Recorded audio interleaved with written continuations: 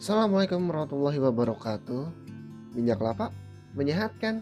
Minyak kelapa kan sumber lemak jenuh yang menyumbat pembuluh darah. Halo, Mamat di sini. Saya akan menjelaskan kenapa minyak kelapa itu sehat.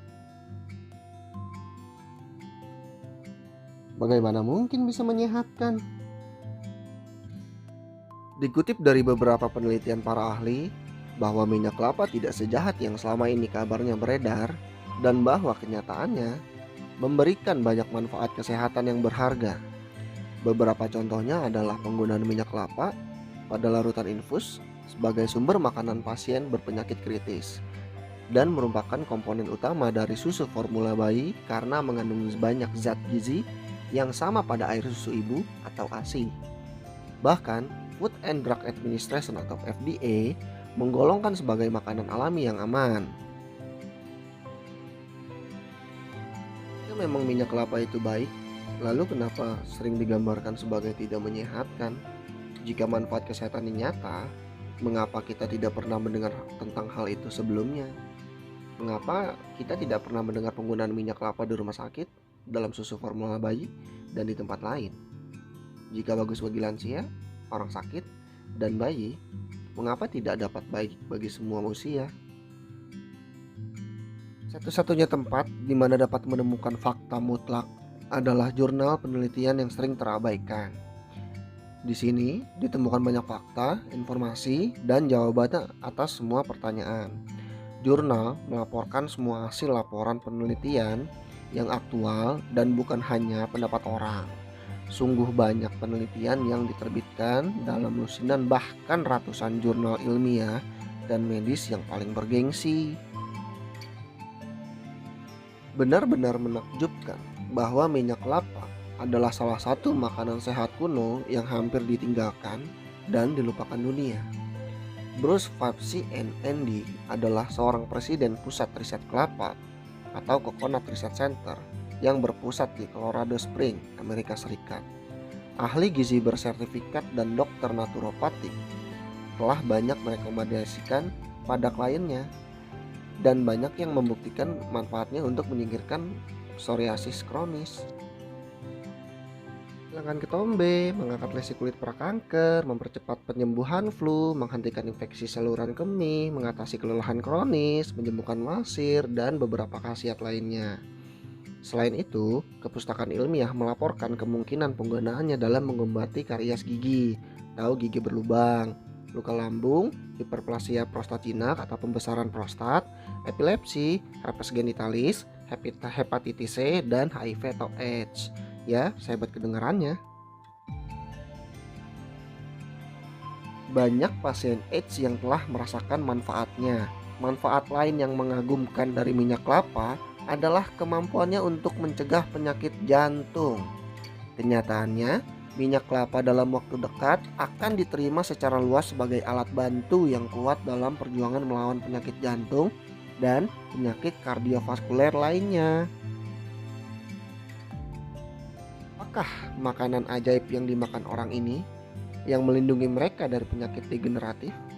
Apakah makanan misterius yang telah digunakan di semua kebudayaan pulau tropis di Pasifik, tetapi relatif tidak lazim pada makanan barat? Satu-satunya tempat di mana dapat menemukan fakta mutlak adalah jurnal penelitian yang sering terabaikan. Di sini ditemukan banyak fakta, informasi, dan jawaban atas semua pertanyaan. Jurnal melaporkan semua hasil laporan penelitian yang aktual dan bukan hanya pendapat orang. Sungguh banyak penelitian yang diterbitkan dalam lusinan bahkan ratusan jurnal ilmiah dan medis yang paling bergengsi. Minyak kelapa memiliki reputasi yang panjang dan sangat dihormati di banyak kebudayaan di seluruh dunia. Tidak hanya sebagai makanan bernilai tinggi, tetapi juga sebagai obat yang manjur. Minyak kelapa digunakan di seluruh daerah tropis dalam banyak sistem kedokteran tradisional. Misalnya, di India, minyak kelapa merupakan bahan penting dari sebagian ramuan obat Ayurveda. Pengobatan Ayurveda telah dipraktikkan di India selama ribuan tahun dan masih digunakan sebagai bentuk pengobatan utama oleh jutaan orang. Jika memang minyak kelapa sebagus yang dikatakan, mengapa reputasinya begitu buruk? Semua orang mengenal minyak kelapa sebagai lemak jenuh, dan kita terus-menerus diminta untuk mengurangi asupan minyak jenuh. Kata-kata lemak jenuh sama dengan penyakit jantung. Sangat sedikit yang diketahui orang mengenai lemak jenuh rantai sedang dalam minyak kelapa dengan lemak jenuh rantai panjang dalam daging dan makanan lain. Bagi sebagian besar orang, lemak jenuh adalah lemak jenuh suatu bahan jahat yang mengintai dalam makanan, menunggu kesempatan untuk menyerang dan menjatuhkan Anda dengan penyakit jantung. Bahkan profesional kesehatan tidak mengetahui adanya perbedaan, sebagian besar bahkan tidak tahu ada lebih dari satu lemak jenuh. Sayangnya, banyak pekerja kesehatan dan penulis kesehatan serta kebugaran hanya mengulangi yang mereka dengar dan tidak memahami lemak serta bagaimana pengaruhnya pada tubuh. Hanya baru-baru inilah kebenaran mengenai minyak kelapa mulai bermunculan kembali. Kita sering mendengar istilah lemak jenuh, tak jenuh tunggal, dan tak jenuh ganda. Tetapi apa artinya? Bagaimana tingkat kejenuhan mempengaruhi kesehatan? Suatu asam lemak yang memiliki dua atom hidrogen terikat pada tiap karbonnya disebut jenuh oleh hidrogen karena mengikat semua atom hidrogen yang dapat diikatnya. Jenis asam lemak ini disebut lemak jenuh. Suatu asam lemak yang kehilangan satu pasang atom hidrogen disebut lemak tak jenuh tunggal.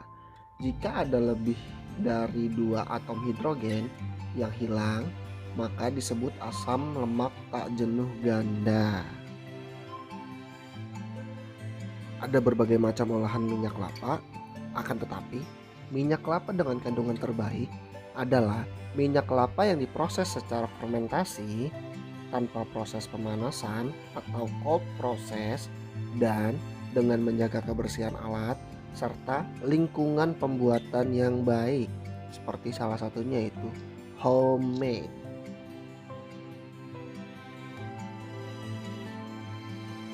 Tetap menjaga kesehatan dengan meminum virgin coconut oil atau VCO setiap hari sendok makan di pagi hari ya. Dan tetap berolahraga ya teman-teman. Terima kasih dan tonton terus video selanjutnya. See you. Assalamualaikum warahmatullahi wabarakatuh.